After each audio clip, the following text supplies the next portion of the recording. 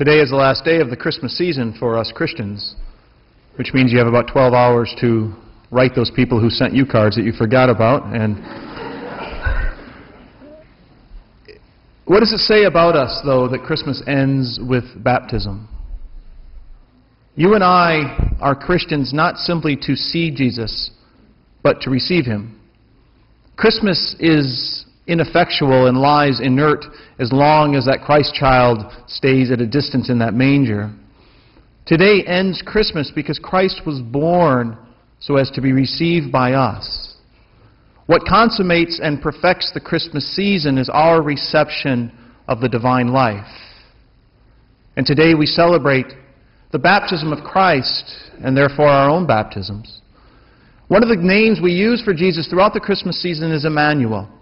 God is with us. God is near. And think about where we find Jesus near us today. Standing in line to undergo a public ritual for the cleansing of sin. It would be as if you walked into your parish and saw Jesus standing in the line for confession. We would be scandalized. And maybe we would be tempted to say, well, then you must not be God. But I think today we're invited to think, Jesus, you're that close to me? Jesus, you'll stand in this line with me? Even though I'm not yet clean, even though I'm not yet forgiven, you're here? The difference between Jesus' baptism and ours is we were made clean by those waters. He makes them clean. It's God Himself who descends into the depth and the darkness of that water to rise anew. The baptism of each of us is a foreshadowing of our resurrection. The baptism of each of us is both a death and a rebirth. It's a death because when we are claimed for Christ in those waters, our lives can never be the same. When we are claimed for Christ, there are some pastimes, some words, some occupations, some activities that are just not available to us Christians. You and I have been picked out of this world for something more. You and I have been claimed for Christ, and therefore the world can never ultimately fulfill us. No career, no status, no wealth, no even human love will ever completely satisfy our hearts, because you and I have been reconfigured to have a God-sized heart, and only God can therefore fulfill us. And so when God is with us, it's not because of anything we've done. It's because He loves us. And He wants to bring us to Himself. And therefore we hear today, you are my beloved Son. You are my beloved daughter. That Christ has claimed us for Himself and made us like Himself in that you and I can both call God, along with Jesus, Father. That intimate relationship of a parent to a child. That relationship that even though at times it may be strained, and even though at times it may be tested, is fundamentally ours to have. We only need to receive it. I don't feel like a new creation most days. I don't feel like I've been made a child of God. But then I look, the disciples come today to the water with expectation. What do I expect?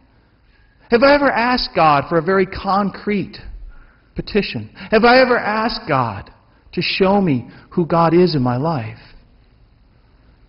When we're baptized, it may seem insignificant. Most of us probably don't even remember. But it's much like what we celebrate at Christmas. We expect a king, we receive this carpenter. We expect God, and we get this baby. The Christian life is very subtle. It's very hidden.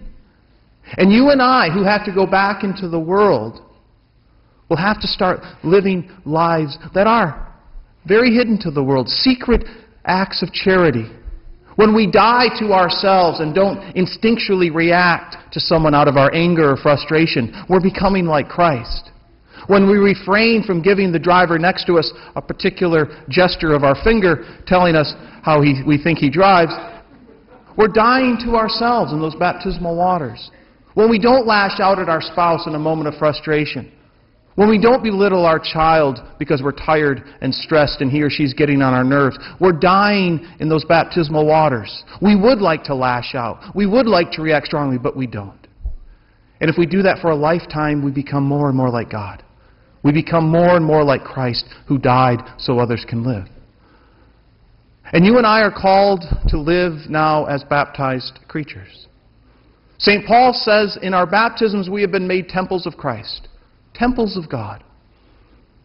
The old temple was known primarily for three things, and I offer this for your own prayer and reflection. First, the temple was a place where people gathered. Are you the kind of person that people like to be around? Do you enjoy relationships in the community of those in your lives? Is your soul a place where people can find relief and light and community, comfort, ease? The temple was primarily a place to gather. And in our baptisms, you and I have been given that grace to invite others into our lives, to be part of others' lives. No longer to live just for our isolated selves, but to become temples, souls of community. Secondly, the temple was a place of teaching.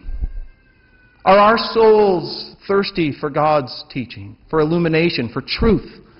Do we insist on goodness? Are we the kind of people that allow ourselves to be taught, to have our eyes opened, to have our relationships renewed by the influence of others, and not just think that we have the answer, not just to think that our way is the only way? And then thirdly, the temple was a place of sacrifice. You and I gather at this sacrifice. You and I gather in these beautiful buildings around town to pray. But ultimately, these are only symbols of who you and I are to become. The true altar of God is your heart. The true place where you offer sacrifice is your soul. When you do love another, when you do refrain from anger and injustice, when you do lay your life down for your spouse and your children and your friends, when you do offer up those moments of listening to that frustrated roommate or that person across the hall who needs your time even though you have an exam, we offer continual sacrifice. So I invite you to think of next time you're frustrated, next time you need grace, to lift those things up in your hearts. The way the priest offers that bread and wine. That will stop one day. The Mass won't continue in heaven, but our hearts will. These churches, this liturgy, they're only symbols and indicators of who you and I are to become. All this gold and this beauty will go away, but you and I will remain forever. That the baptism that we're invited to today is the baptism of our new lives. And we will see at one point that this world, I trust and I pray, was really the first step into heaven. That God is with us. God did not remain in the heavens as pure spirit, but God took on flesh. And if that's true, and if this Christmas is true, then our flesh can never be the same. Our bodies have changed. Our souls have changed. Our relationships must change. So as we enter this new year, I invite you. I invite you to think about how your soul is a temple. How you have been claimed for Christ. Where are the places where you still don't yet expect or want Jesus? What relationships? What words? What activities? What websites? Do you still tell Jesus, I don't want you too close? How do we act? How do we treat each other? Because if God has become one of us, we can no longer be the same.